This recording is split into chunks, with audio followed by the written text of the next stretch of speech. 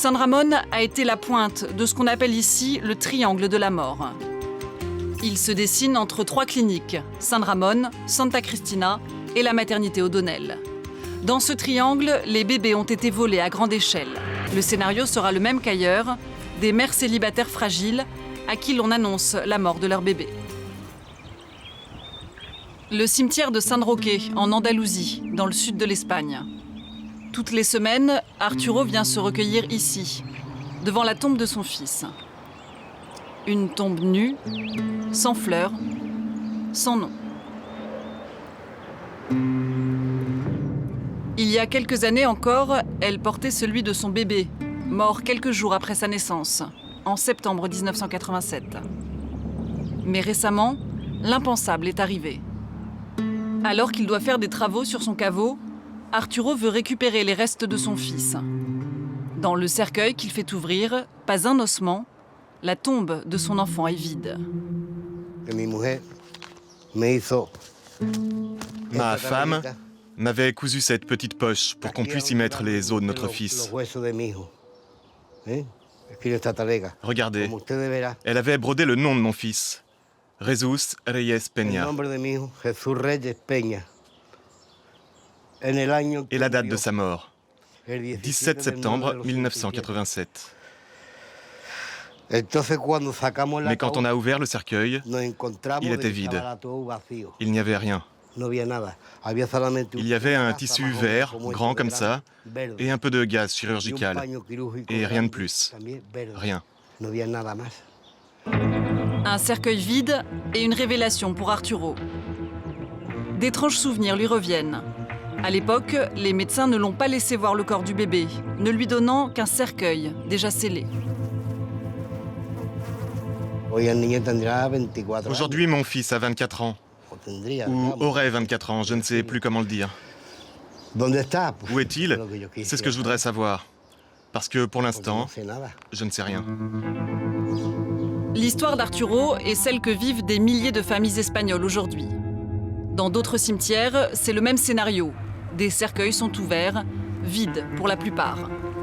Nous avons récupéré ces images d'exhumation destinées à la police scientifique, tournées en juin dernier dans les Asturies. L'Espagne creuse, retourne la terre, ouvre de toutes petites tombes à la recherche de la vérité. Par chance ou par malchance, mon histoire a été la première à sortir au grand jour en Espagne. La première. Et à partir de mon cas, les gens ont commencé à se bouger, ils se sont rendus compte. Ah, mon fils est mort, mais je n'ai pas vu son corps. Qu'est-ce qui s'est passé? Les gens ont commencé à se poser des questions, à aller dans les cimetières et à se rendre compte que les cercueils étaient vides. Que sont devenus ces bébés déclarés morts dont on n'a jamais vu les cadavres? Depuis quelques mois, le scandale éclate en Espagne. Il est en passe de devenir une affaire d'État. On parle de centaines de milliers de bébés volés, de réseaux d'adoption occultes, d'un gigantesque trafic d'enfants. Nous avons décidé d'enquêter sur un des plus terribles secrets de la société espagnole.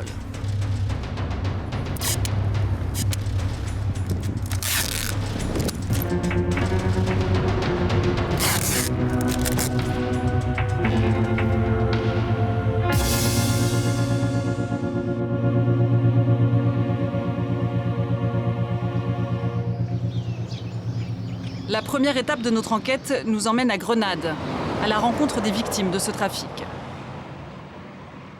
Nous sommes au mois de juin dernier.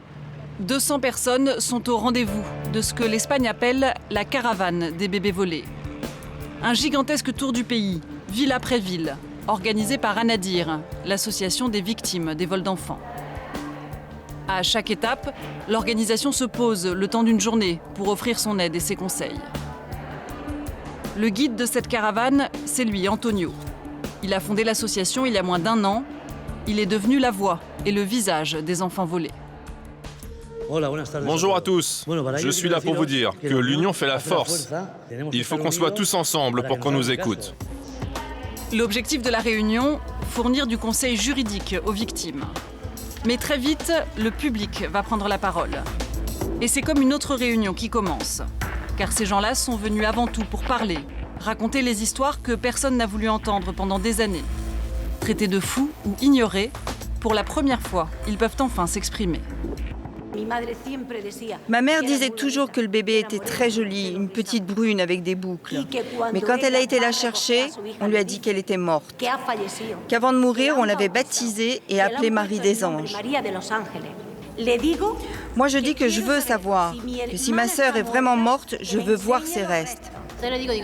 J'ai demandé « Pourquoi vous ne me donnez pas le corps? Comme ça, je l'enterre chez moi, près de ma famille. » On m'a répondu « Madame, nous, on s'occupe d'enterrer les enfants.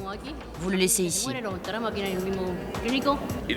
Je leur ai dit « Laissez-moi voir mon fils. » Ils m'ont dit « Il est déjà enterré dans la fosse commune. » Et ils m'ont dit aussi cette phrase « Tu as déjà beaucoup d'enfants. Pourquoi en veux-tu un de plus? Tu es un ouvrier, tu n'arrives déjà pas à nourrir ceux que tu as. Pourquoi t'en veux un de plus ?» Différentes versions, mais d'une même et seule histoire. Le scénario qui s'est répété en Espagne pendant des décennies a quasiment toujours été le même. Systématisé, massif, il concerne au final des milliers de personnes. Il y a des cas dans toutes les régions d'Espagne, plus dans certaines, moins dans d'autres, mais toutes sont concernées. À combien vous estimez le nombre d'enfants volés? On pense que 300 000 bébés ont été volés dans le pays. 300 000 bébés volés depuis la guerre civile espagnole. Car la tradition est ancienne. Elle remonte en fait à l'Espagne de Franco. Voler des enfants est à l'époque un projet politique. 1939, fin de 3 ans de guerre civile. Le général Franco et son armée l'emportent sur la République. Malheur aux vaincus, la répression sera terrible.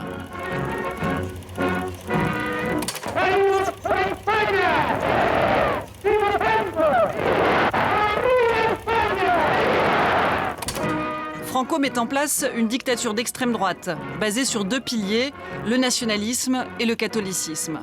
Dans l'Espagne nouvelle, la race doit être régénérée. Une purification qui passe par l'enlèvement des enfants d'opposants. Un homme, Augusto Vallejo, le psychiatre militaire du régime, va théoriser scientifiquement le vol des enfants.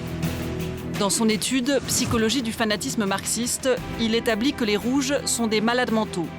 Conclusion, les enfants doivent leur être retirés pour être rééduqués. Il n'hésite pas à écrire.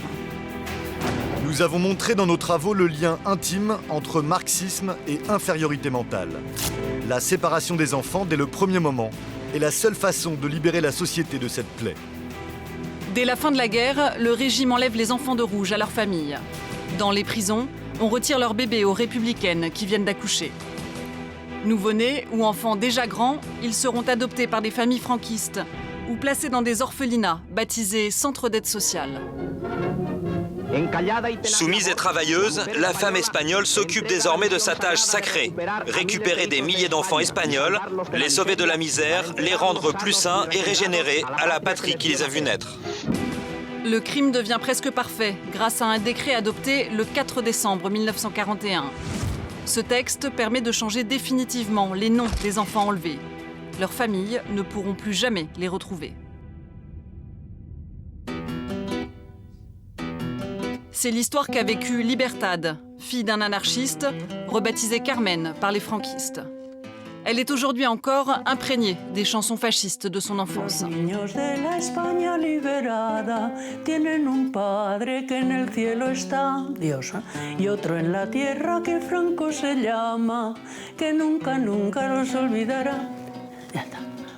Voilà, c'est ce qu'on chantait tous les jours, nous, les enfants du centre. Son père, anarchiste, prend 20 ans de prison à la fin de la guerre. Carmen est séparée de sa famille et élevée dans un centre. Elle y apprend le catéchisme, à servir la messe. On était presque toutes des filles de rouge. Et des pires. Là, regardez, c'est moi. Carmen apprend surtout à renier les idées de son père. L'idée, c'était, on va prendre ces bâtards de rouge et on va les éduquer dans la pensée franquiste, nationaliste et catholique. L'éducation, c'était les jésuites et les curés qui la faisaient. On avait des prières toutes les heures, des rosaires, des exercices spirituels, tout. Il fallait dire la messe. On vivait comme des religieuses. comme dans un couvent.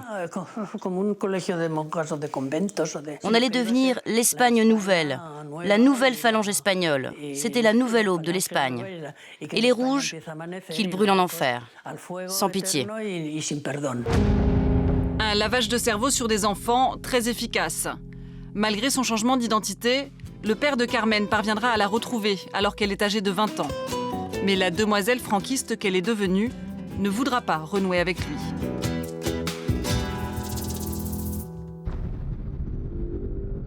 Comme elle, 30 000 enfants de républicains ont été à l'époque séparés de leur famille. Mais le plus incroyable est que le trafic va continuer bien après la mort de Franco en 1975, jusqu'à la fin des années 80. Montse Armengou a écrit plusieurs ouvrages sur le sujet. Elle a montré comment, aux bébés volés du franquisme, succèdent les enfants volés de la démocratie.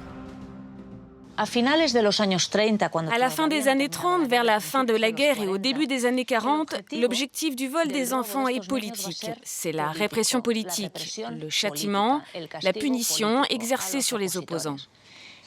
Mais tout ça va se transformer dans les années 50 et 60. On va passer à une répression morale. Les mères mineures, les célibataires, qu'on ne va pas laisser exercer leur droit d'être mère. Et tout cela va plus loin.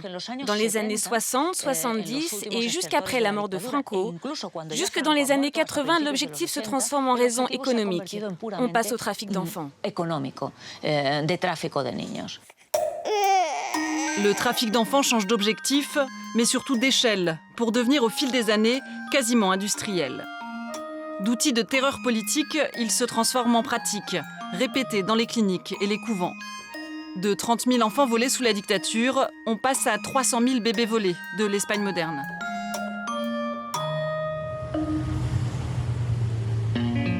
Nous nous rendons à Barcelone, au siège de l'association Anadir, qui représente ces enfants volés. Nous y retrouvons Antonio, son fondateur.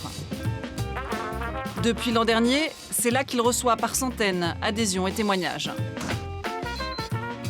Anadir a été créé quand un ami d'enfance d'Antonio lui a révélé la vérité. Il est un enfant volé, ses parents l'ont acheté le jour de sa naissance. Mon ami m'appelle et me dit « Antonio, je suis à l'hôpital, mon père va mourir et il vient de m'avouer que toi et moi, on nous a achetés à Saragosse à un curé et à une bonne sœur. » Je lui dis « Mais non, c'est impossible. Tous mes papiers sont en règle, je ne suis pas un enfant adopté. » Et il me répond « Non Antonio, tout est faux, tout a été falsifié. » Alors j'ai fait un test ADN avec ma mère, le résultat était négatif. Elle n'est pas ma mère. Ce jour-là, la vie d'Antonio bascule. Il abandonne tout, quitte son travail pour créer son association et rechercher sa véritable mère. Je me suis senti tellement mal. Le ciel m'est tombé sur la tête. Tu te rends compte que tu as vécu toute ta vie dans le mensonge. Tu te sens comme un objet, parce que les familles comme la mienne, on les faisait payer par traite sur des années. Comme un appartement à crédit ? Oui, comme un appartement à crédit, comme on achète une voiture. À force de questions, sa mère lui a raconté toute son histoire, dans ses moindres détails. Stérile, elle a été le chercher en 1969, à Saragosse, chez une religieuse, avant de faire de faux papiers à l'enfant. Aujourd'hui, Antonio a porté plainte pour séquestration et falsification d'identité. Nulle part il n'est marqué que c'est une adoption. En fait, je ne suis pas adopté. Je suis tout simplement volé. Dans son livret de famille, comme sur son acte de naissance, Antonio est inscrit comme le fils biologique et légitime d'Antonio et Maria, ses parents adoptifs. Faux également le lieu où il serait né. L'hôpital cité ne possède aucune trace de l'enfant. Même sa date de naissance est en réalité inconnue. Le tout frappé du sceau du ministère de la Justice. Donné par une religieuse dans les années 60, Antonio est sans doute né dans une casa cuna, traduction une maison berceau. Tenue par l'Église, ce sont des foyers pour mères célibataires. On y recueille de jeunes filles enceintes qui veulent cacher leur grossesse ou chassées par leurs parents. Les casa cuna se multiplient dans les années 50, 60, quand l'Église toute-puissante impose sa morale à l'Espagne. Dans chaque ville, des enfants y naissent par centaines, de véritables usines à bébés. La plupart des mères voudront garder leurs enfants, beaucoup n'en auront pas la possibilité. Nous avons retrouvé une des victimes de ces Casa Cuna. Vicenta a accouché dans l'une d'entre elles il y a plus de 40 ans. Tombée enceinte à l'âge de 15 ans, ses parents la placent loin de chez elle, dans une Casa Cuna de Valence. La vie est dure, austère, le prix à payer pour son péché. Les religieuses nous répétaient toute la journée que ce qu'on avait fait c'était très mal, qu'on était mauvaises. Et surtout qu'elles allaient effacer nos péchés. Je suppose que le moyen qu'elles avaient trouvé c'était de nous retirer nos enfants. C'était ça leur solution. Malgré les pressions, Vicenta répétera jusqu'au dernier moment vouloir garder sa fille. Alors pour pouvoir lui prendre, les religieuses lui diront simplement que le bébé est mort. Après l'accouchement, j'ai demandé à la bonne sœur « Où est ma fille ?» Elle m'a répondu « Oh, tu sais, elle était toute petite, elle était très fragile, elle avait 2 semaines d'avance et elle est morte. »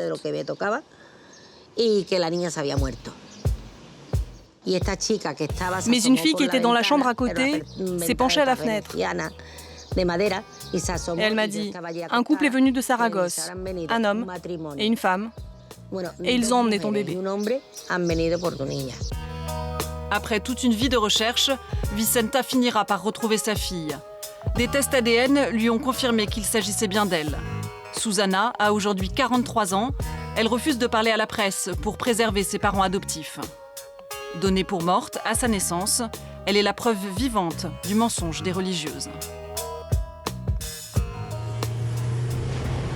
Nous avons voulu en savoir plus sur le système des Casa Cuna, comprendre comment elles ont servi pendant des années de vivier à bébés. Nous nous rendons à Valence, là où Vicenta s'est fait voler son enfant. 40 ans plus tard, la Casa Cuna Santa Isabel fonctionne toujours. Derrière les murs, loin des regards, elle accueille encore des femmes enceintes en difficulté. Le tout se passe dans la plus grande discrétion. Toutes nos demandes d'interview ont été refusées. Nous décidons de trouver un autre moyen pour entrer. Nous passerons par Annabelle. Elle a appris récemment être née dans la Casa Cuna et avoir été donnée dans des circonstances troubles. Annabelle pense qu'elle est une enfant volée. Elle va essayer d'en savoir plus sur sa naissance. Nous l'accompagnons à la Casa Cuna.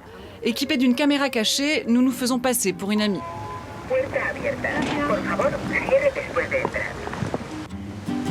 Hola. Annabelle a demandé à rencontrer la mère supérieure, sœur Irène.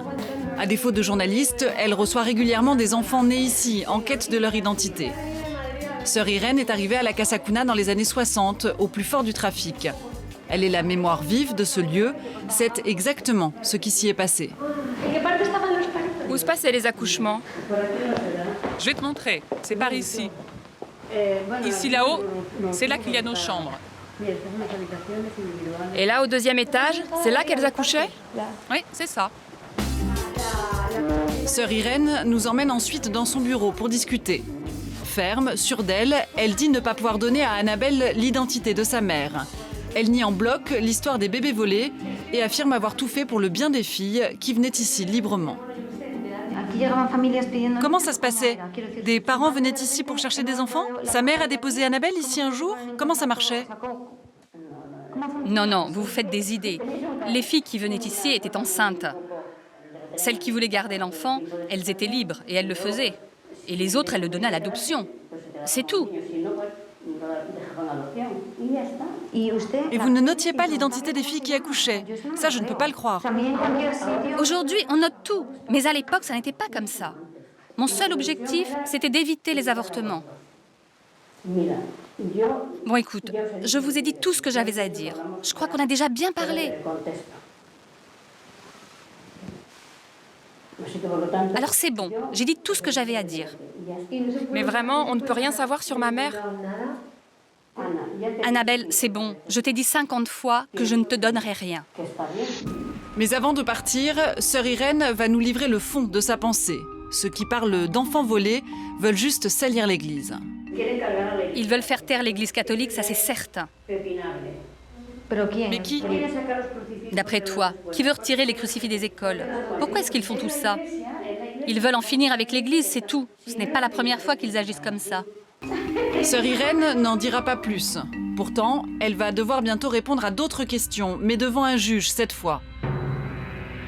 Car une trentaine de plaintes visent aujourd'hui la Casa Cuna de Valence. Voici l'homme qui les a déposées. Enrique Villa est l'avocat d'Annabelle. Il est lui aussi un des 3000 enfants nés dans la Casa Cuna. En guerre contre les religieuses, son combat lui a permis de percer leurs secrets et leurs méthodes. Voler des bébés leur était facile à l'époque. La loi, jusqu'en 87, permet aux religieuses de se passer du consentement de la mère. Regardez, dans mon cas, c'est la mère supérieure de la Casa Cuna de Valence qui certifie l'origine du mineur et l'abandon volontaire de sa mère. Une seule personne peut garantir en Espagne jusqu'en 1987 l'origine du mineur et le consentement de sa mère. Une seule personne qui est la mère supérieure du centre où il est né. Et cette même religieuse a reçu de l'argent pour cette adoption. À partir de là, c'est très facile de comprendre comment ça s'est passé et de mettre en doute le fait que ces mères étaient vraiment consentantes. Pour l'avocat, le système se généralise car le vol de bébés commence à rapporter beaucoup d'argent. On ne te dit jamais qu'on vend un enfant. On dit on te trouve un enfant et en échange, tu fais un don à l'église. C'est de la vente dissimulée. En plus d'être volés, les bébés étaient aussi vendus comme de simples objets. L'argent fait son apparition et transforme un usage en véritable trafic. Combien vaut un enfant sur le marché espagnol des années 70-80 ? Comment se passent les ventes? Qui reçoit l'argent? Pour le savoir, nous cherchons à rencontrer des parents qui ont payé pour leur bébé. Un sujet évidemment tabou, Manuel, lui, accepte de parler à visage découvert.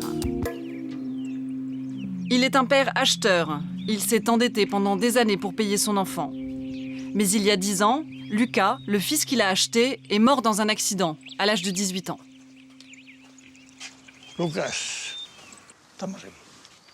Lucas, t'aimer fut facile, t'oublier impossible.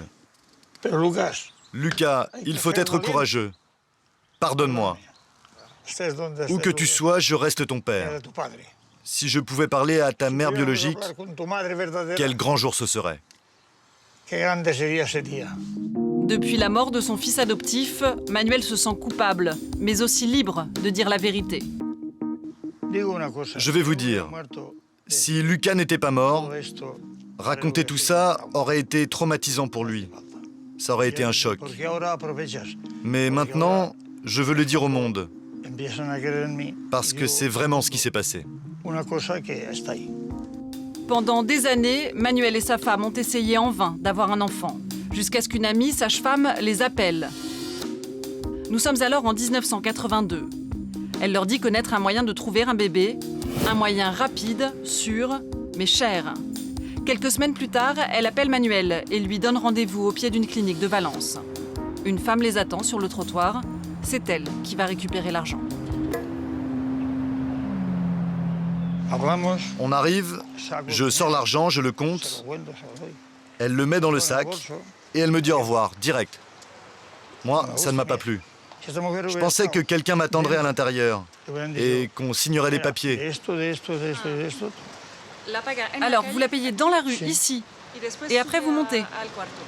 Après, on monte dans les chambres, au 5e étage. On est monté, on a attendu un peu, et quand on nous a donné l'enfant, on s'est dit, c'est enfin pour nous.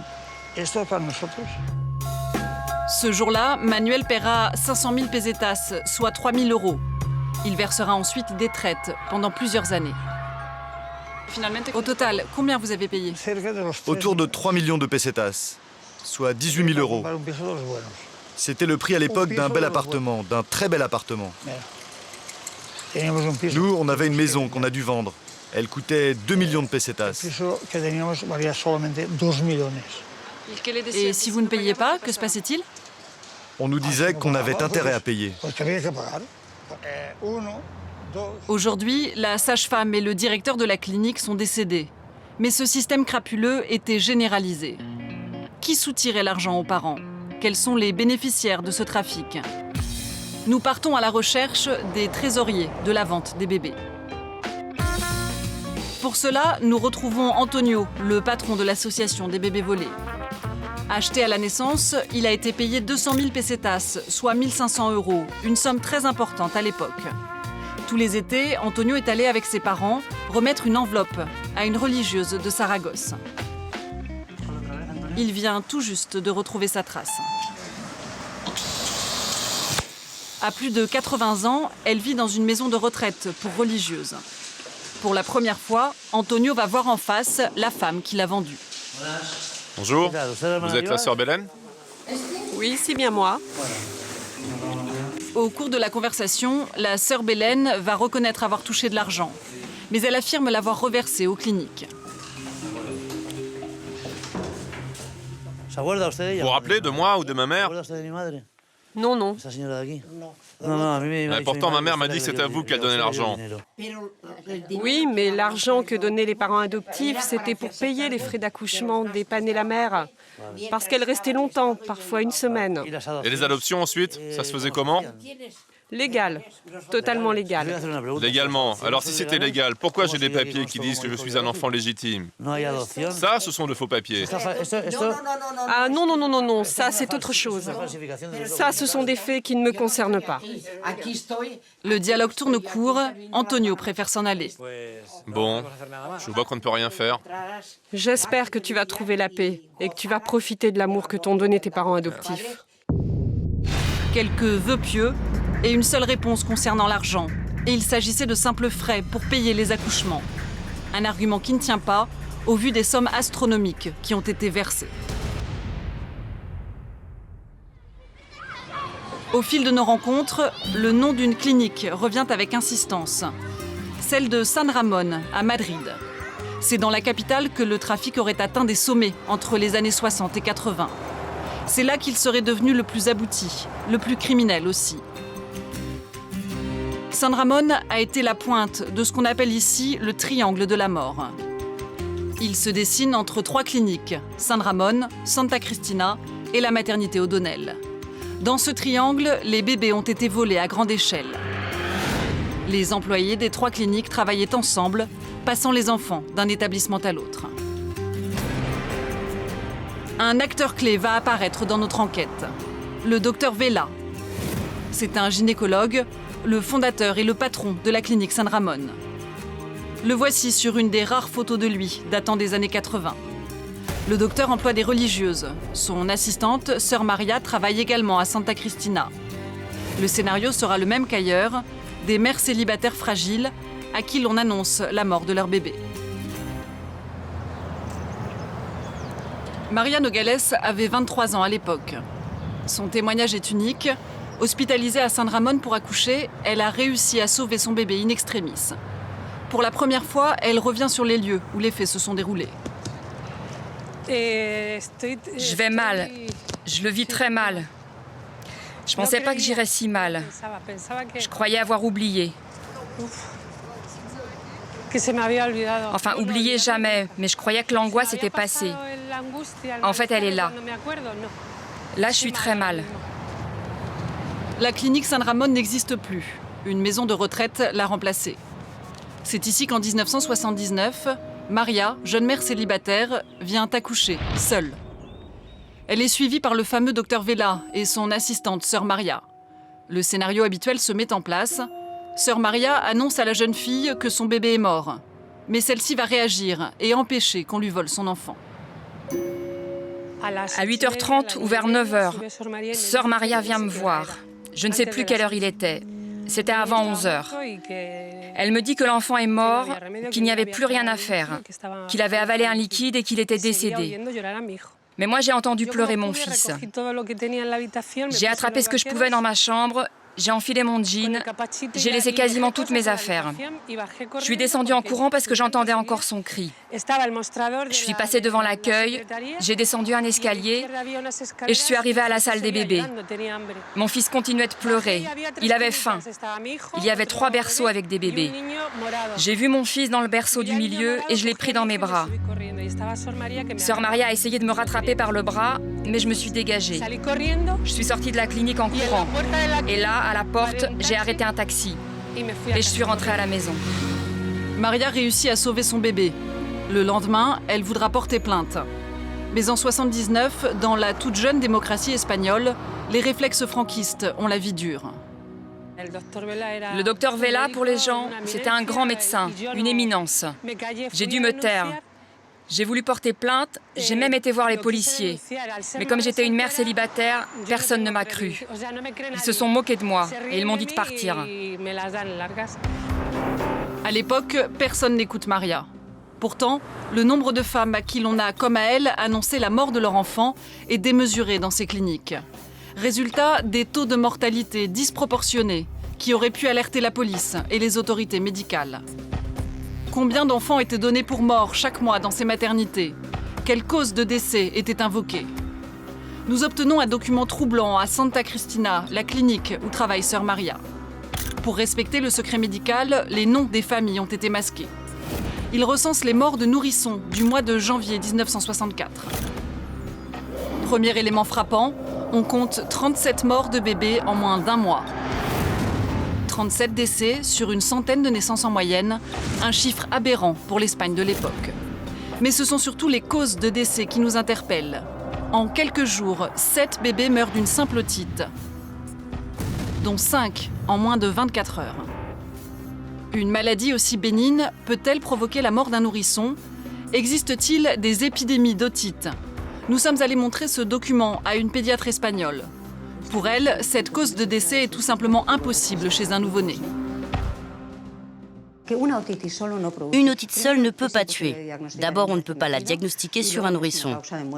L'unique cas où l'otite provoque la mort chez l'enfant, c'est s'il y a une infection de la mastoïdite. C'est un os interne.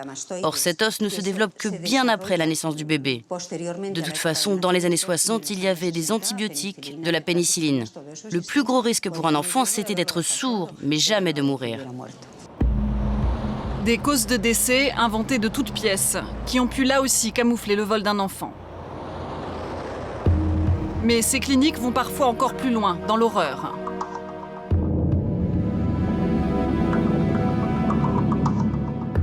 Nous sommes le 4 novembre 1981. Des photochocs de bébés congelés paraissent dans la presse. C'est l'enquête de Germán Gallego, grand reporter au magazine Interview. Il révèle que des cadavres d'enfants ont été conservés dans des frigos à la fameuse clinique San Ramón, celle que dirigeait le docteur Vela. Ces cadavres étaient montrés aux mères qui insistaient pour voir le corps de leurs enfants. Une infirmière de la clinique, écœurée par ces pratiques, lui a raconté toute l'histoire. L'infirmière m'a donné rendez-vous une nuit, parce que je n'arrivais pas à le croire, tellement c'était horrible. Alors je lui ai dit, je veux le voir. Et comme je suis photographe, je veux le prendre en photo. Voilà, c'est l'enfant congelé que j'ai photographié. À ce moment-là, il n'en avait qu'un dans le frigo. Il s'en servait comme un alibi, comme un enfant prétexte.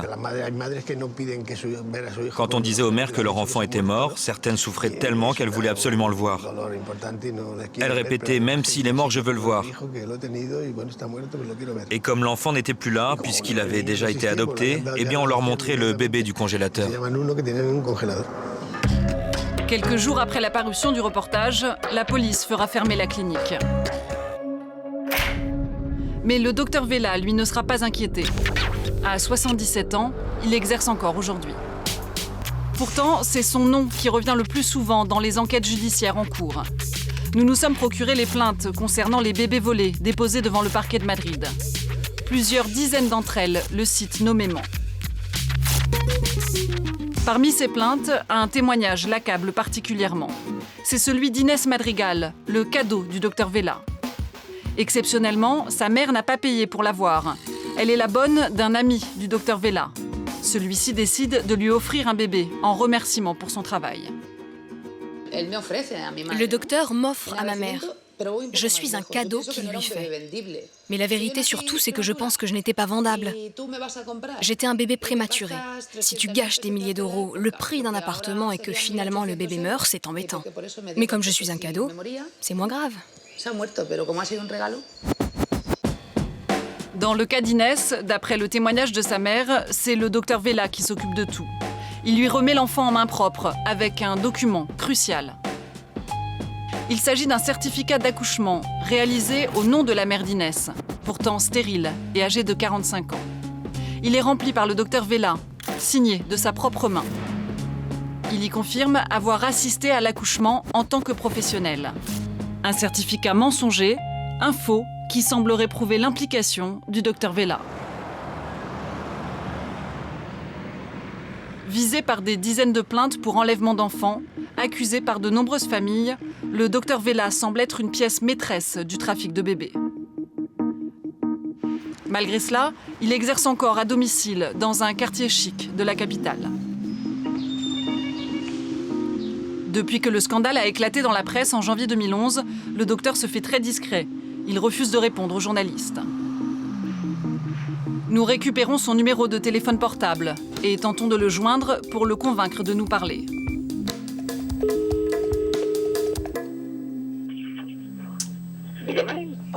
Bonjour, vous êtes le docteur Vela ? Oui, c'est moi. Bonjour docteur Vela, je suis journaliste pour la télévision française.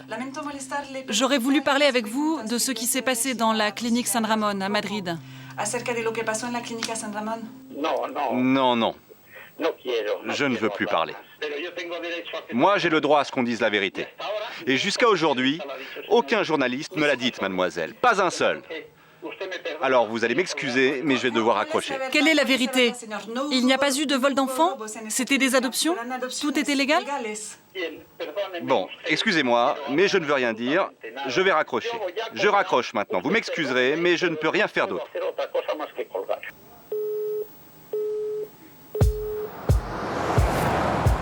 Le docteur Vela refusera par la suite à plusieurs reprises de nous parler. Nous cherchons alors à rentrer en contact avec son assistante de l'époque, sœur Maria, celle qui, d'après Maria Nogales, a voulu s'emparer de son enfant.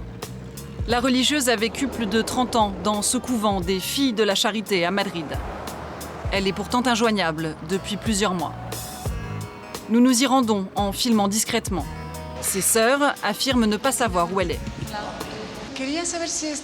Je voulais savoir si la sœur Maria est ici. Non, elle était ici. Et où est-elle maintenant? Je sais pas, elle est très malade. Elle est très médicalisée. Elle n'a plus toute sa tête. Elle est partie quand? Je ne sais pas. Cette année? Peut-être. Vous ne savez pas où elle est? Ils ne veulent plus qu'elle parle. Elle va mal. Qui ne veut plus qu'elle parle? Écoute, arrête. Mal à l'aise, la religieuse n'a pas envie d'en dire plus. Visiblement, des consignes ont été données. Et à qui on peut demander alors? Ici, à personne. À la mère supérieure? Personne ne sait. Personne ne le sait ici. Attendez, j'ai une question. Non, non, vous partez maintenant. Mais une personne ne peut pas disparaître comme ça. Elle n'est pas là. S'ils disent qu'elle ne peut pas parler, c'est comme si elle n'était pas là. Comme si elle était morte. Et voilà tout. Qu'est-ce que tu veux de plus?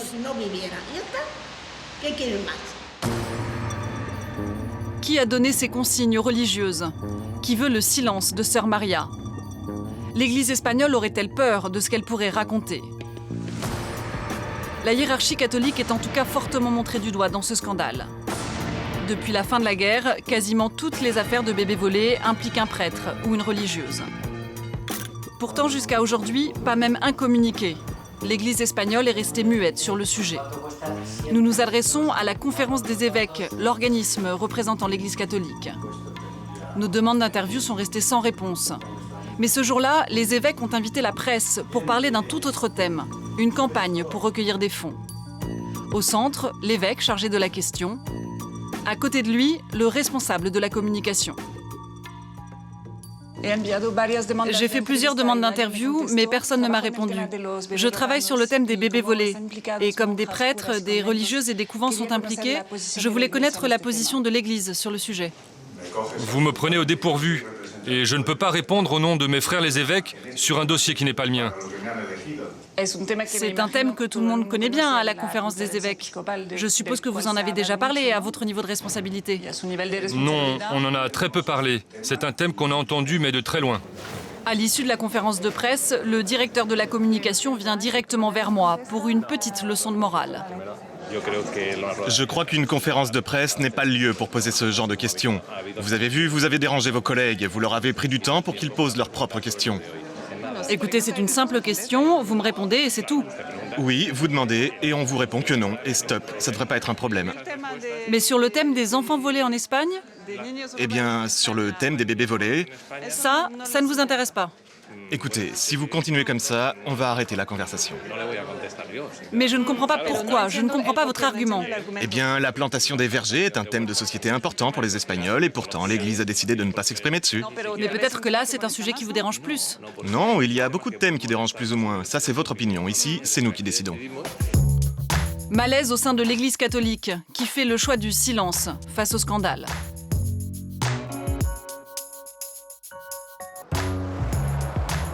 Le gouvernement espagnol, lui, a décidé de prendre les devants. Pour désamorcer toute critique, il a créé un poste spécial bébé volé au sein du ministère de la Justice. Ángel Núñez est chargé de coordonner les actions judiciaires en cours et de répondre à la presse.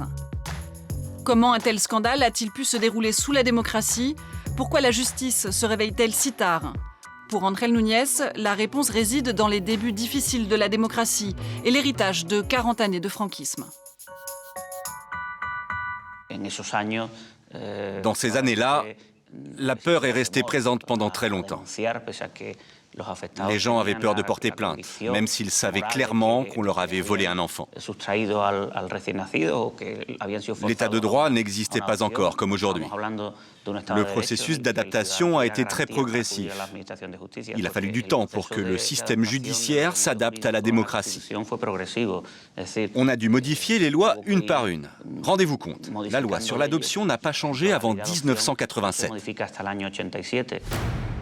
C'est d'ailleurs la modification de cette loi qui va permettre l'arrêt du trafic à la fin des années 80. Pour le ministère, il faut maintenant aller de l'avant.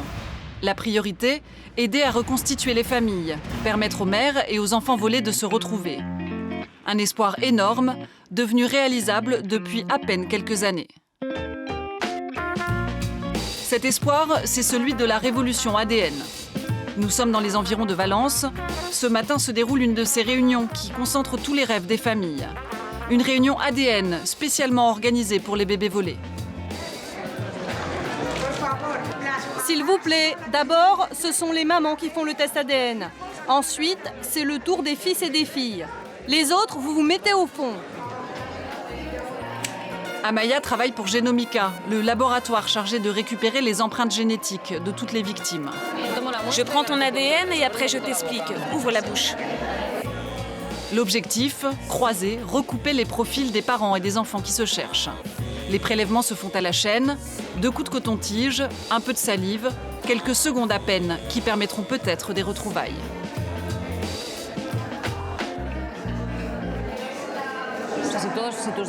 L'ADN est une technologie qui permet tout. Si tous tes papiers sont faux, si la date de ta naissance, le lieu de ta naissance ne sont pas les bons, alors l'unique façon de savoir qui est ta famille, c'est la génétique. Et après, il n'y a plus de doute. Ce sont les seuls résultats totalement fiables qu'on ne peut pas remettre en cause. Parents, frères et sœurs ou enfants adoptés, chacun cherche la pièce manquante de sa famille. Ce jour-là, en quelques heures, Amaya récupérera 120 profils ADN. Ils rejoindront les centaines d'autres déjà stockés à Madrid, au siège de Genomica. Ici, l'Espagne est en train de constituer une des plus grandes banques génétiques de toute l'Europe. En moins de 6 mois, 1 millier d'empreintes ont été récupérées. Elles y sont analysées, stockées et recoupées après chaque nouvelle réunion ADN. Quand 2 empreintes sont identiques, le laboratoire appelle les familles. Les premiers miracles commencent à se produire. Une dizaine de retrouvailles ont été réalisées.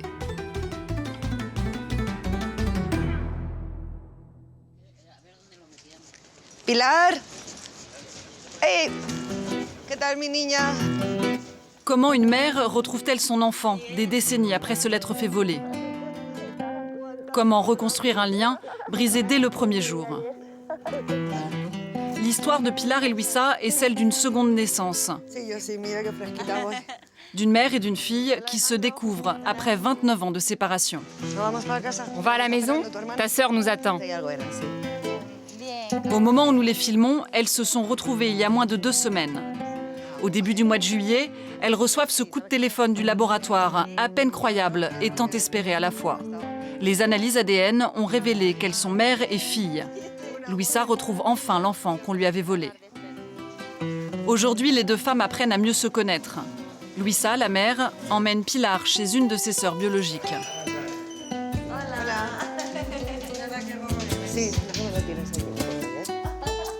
Elle veut prendre son temps, lui faire rencontrer un par un les membres de sa nouvelle famille. Alejandro, le père adoptif de Pilar, est venu lui aussi. Un peu mal à l'aise, il a du mal à trouver sa place.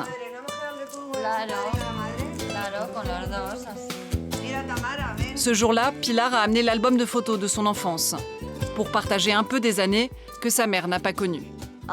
Regarde les deux sœurs, elles ont les mêmes joues. Regarde Alejandro. On avait toutes les deux de grosses joues rouges. Et là, vous aviez toutes les deux la même coupe de cheveux, avec la même raie sur le côté. Luisa est une des nombreuses victimes du triangle de la mort à Madrid. Mère célibataire, on lui a volé son bébé à Santa Cristina le jour de son accouchement, il y a tout juste 29 ans. Évoquer ce moment est douloureux, l'occasion de tensions entre elle et Alejandro, le père adoptif. Je sais qu'on vous a trompé, ça j'ai compris. Mais il y a quelque chose que je ne comprends toujours pas. On vous faisait signer, vous payez et c'est tout, vous partiez. Nous, les parents adoptifs, on était convaincus que la fille était abandonnée. Qu'elle avait été laissée parce que sa mère ne pouvait pas s'en occuper, qu'elle n'avait pas les moyens ou pour quoi que ce soit. Mais on pensait que l'enfant était abandonné, pas volé. Luisa et Alejandro vont finalement tomber d'accord. Les vrais responsables de ce trafic sont les docteurs, les religieuses, ceux qui ont joué avec la vie des uns et des autres. Ils ont totalement changé ma vie. La mienne et celle de beaucoup d'autres enfants. Aujourd'hui, je vois ma famille et je me dis que tout aurait pu être si différent. Ils m'ont manipulée, comme si j'étais un jouet, en me mettant dans la famille qu'ils avaient choisie et pas celle où j'étais née. Je ne pensais pas vous retrouver, jamais. Moi non plus. En fait, j'ai passé ma vie à y penser.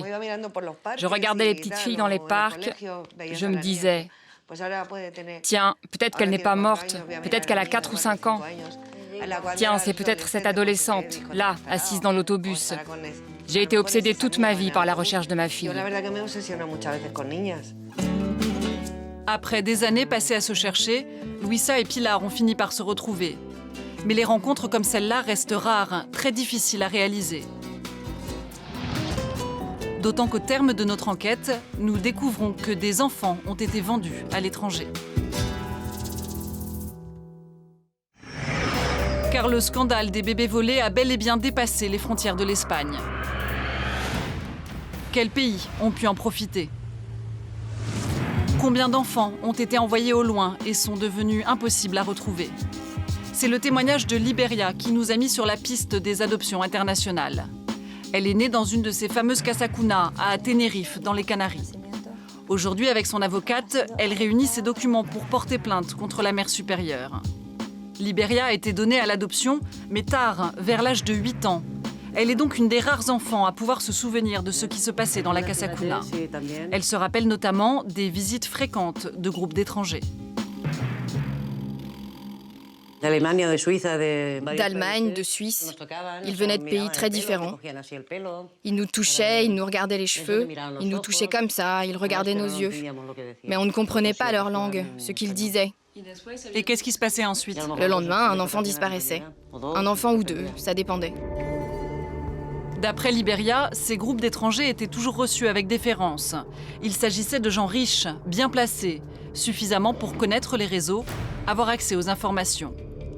Car un bouche à oreille mondial s'est mis en place entre milieux expatriés, médecins et couvents. L'Espagne a des relations privilégiées avec l'Amérique latine et les États-Unis. La haute société là-bas va vite savoir que le pays fournit des bébés. Nous partons sur la trace d'un de ces enfants volés de l'étranger. Notre enquête nous emmène à des milliers de kilomètres de l'Espagne, de ses cliniques et ses couvents. Direction Austin, la capitale administrative du Texas, dans le sud des États-Unis. Une ville universitaire, ouverte, dans un des États les plus conservateurs du pays. Dans l'immense banlieue d'Austin, une petite maison. C'est ici que nous rencontrons Randy Ryder, que le destin a fait naître en Espagne, mais vivre aux États-Unis. À 40 ans, Randy a tout d'un Américain. Le mode de vie, la langue, la culture. Impossible de deviner ses racines espagnoles. Randy ne les a découvertes lui-même que très tard, à la naissance de son premier enfant, quand il le présente à sa famille. À un moment, j'ai dit, il ne nous ressemble vraiment pas. C'était une petite blague, rien de plus. Et ma grand-mère m'a regardé et m'a dit, je me souviens de ces mots exacts. Tu n'es pas de notre sang. C'est comme ça que j'ai su. J'ai dit, qu'est-ce que tu veux dire? Elle m'a répondu, tu n'es pas mon petit-fils biologique. Alors j'ai appelé mon père. Il a d'abord tout nié et finalement il a avoué. Et il m'a dit cette phrase, je ne sais pas si c'était symbolique ou si c'était important pour lui. Il m'a dit, si ça peut te faire du bien, sache qu'on a pris le meilleur bébé. Je n'oublierai jamais ça. Randy va découvrir sa véritable histoire, pièce par pièce. Son père travaille dans le pétrole et voyage beaucoup à l'étranger. Au cours d'un de ses déplacements en Espagne, il le récupère dans une clinique tenue par des religieuses à Malaga. Il paie $5 000 cash et le ramène aux États-Unis. Un jour, ma copine m'a dit, c'est incroyable comme ta mère s'est remise de l'accouchement. Elle est toute mince, alors qu'elle vient d'accoucher. Et maintenant que je sais la vérité, je me dis qu'il y avait une bonne raison à ça. L'histoire de Randy est celle d'une adoption ratée. Sa mère sombre dans l'alcool, l'abandonne. Randy connaîtra l'orphelinat avant d'être récupéré par son père. Aujourd'hui, ses parents sont morts. Alors, comme des milliers d'Espagnols, Randy vit dans le fantasme de retrouver sa vraie famille. Il a envoyé son ADN en Espagne et passe des heures sur les nombreux forums de recherche créés par des enfants volés. C'est sur Internet qu'au-delà de son histoire, Randy a pris la mesure du scandale qui secoue toute l'Espagne. Ce serait magnifique d'avoir un happy end pour tout le monde. Mais est-ce que tout ça a changé quelque chose pour moi? Non, j'ai toujours ma souffrance. Je veux toujours retrouver ma mère. Mais ça crée de l'empathie et un réseau de gens qui vous soutiennent. Les gens sont là, les uns pour les autres. Impossible de connaître exactement le nombre de bébés volés envoyés à l'étranger. En quittant l'Espagne, les traces de ces enfants ont été perdues. Leur témoignage reste exceptionnel. Depuis les États-Unis, Randy a décidé de porter plainte en Espagne, devant le parquet de Malaga. Comme lui, de nombreuses familles ont remis leur sort entre les mains des juges. Les 1000 premières plaintes sont déjà en cours d'instruction. Une première étape seulement, car ce sont des centaines de milliers d'Espagnols qui réclament aujourd'hui justice, à la recherche des vies qu'on leur a volées.